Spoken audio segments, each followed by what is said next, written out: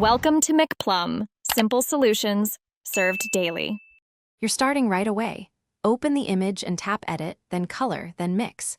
You'll see colored dots representing hue channels. Tap the one that matches the area you want to change. Once selected, the Luminance slider controls how bright that specific color reads without shifting hue.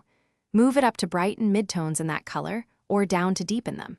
Make small adjustments and watch the overall balance so you don't create clipping or unnatural shifts. Now refine. Adjust each color's luminance in small steps to avoid sudden jumps. For example, try +5 to +15 and inspect the image. If a color change creates haloing at edges, tweak adjacent color channels to blend transitions.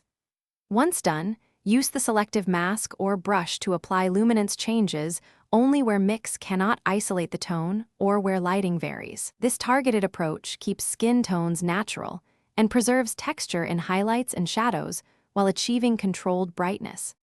Finish by comparing before and after. If the overall exposure feels off, nudge exposure or contrast so the luminance adjustments sit well in the whole image. You can copy and paste the mix settings or create a preset to apply consistent luminance tweaks across shots.